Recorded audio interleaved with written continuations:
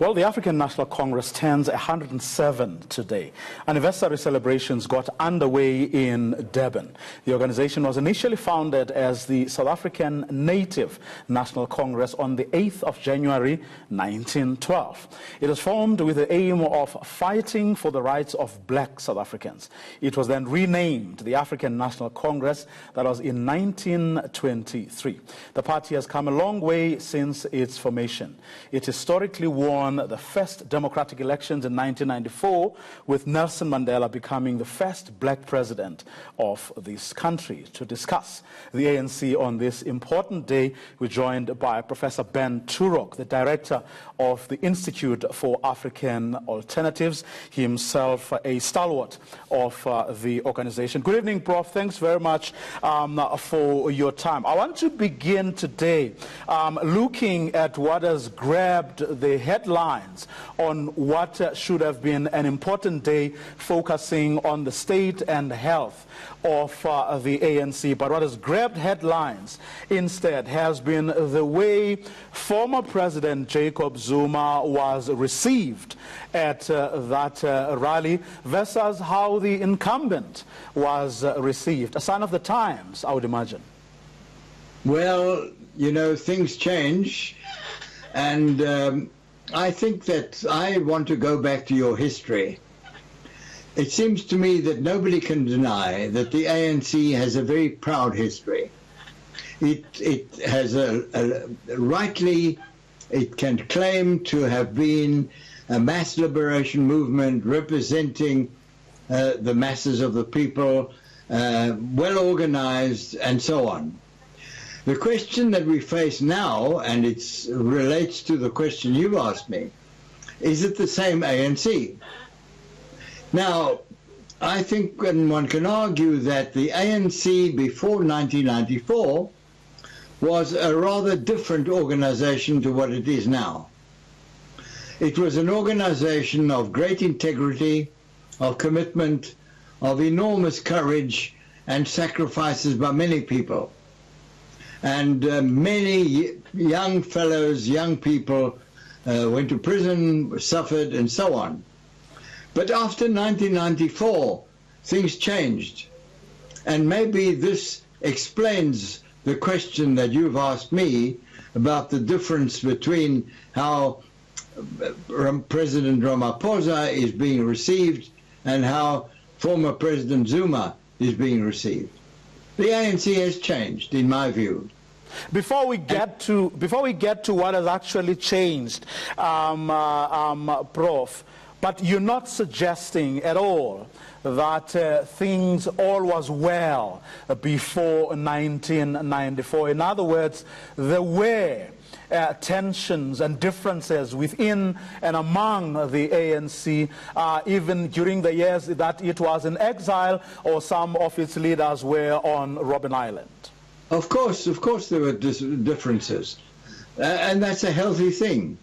A movement should have differences and should have different opinions and should resolve them in a proper way, which was done by and large. Clearly there were hiccups here and there, but there's no doubt that in the pre-1994 period, the ANC managed to manage its differences. I mean, this is what's remarkable about Oliver Tambo. He was absolutely a master at handling differences within the movement and resolving differences and coming to a united position. He was a master at that. And this is why we remember him with such great fondness. But now we're in a new situation. What happened after 1994, that which you believe could have been the single biggest contributor to the ANC that we have come to know today, almost 25 years after or into liberation? Well, I've been thinking about this a great deal. And I think what happened in 1994 is that a catch-up culture penetrated the movement. Catch up. The whites had this, we want the same. And that catch up led to the formation of an elite, a political elite, an economic elite, and a civil service which was bloated, and many of the problems that we have today, state-owned enterprises which are overpaid, people who are getting bonuses which they don't deserve. Many of these problems that we face today arise from a kind of catch-up culture. Let's be as good as the whites. Now, clearly, it was necessary that we should change the conditions of the mass of the people of color. Clearly, that was essential. That's what it was all about. But the way it was done created an elite which left the masses behind. And if you ask me, what are the sources, the main source of the tensions within the ANC at the moment, and what are the policy problems arising? It arises from the fact that a catch-up culture was generated and the masses were left behind. And this is the main contradiction of our times.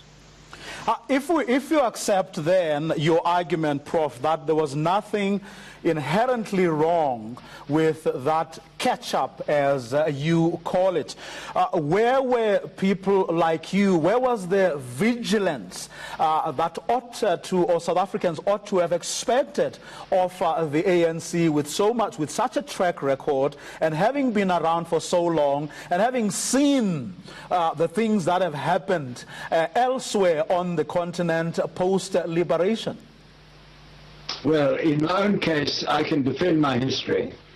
I was the head of the RDP, the Reconstruction Development Program in Gauteng, and I was in the cabinet in 1994 in the province, and I fought tooth and nail for the RDP.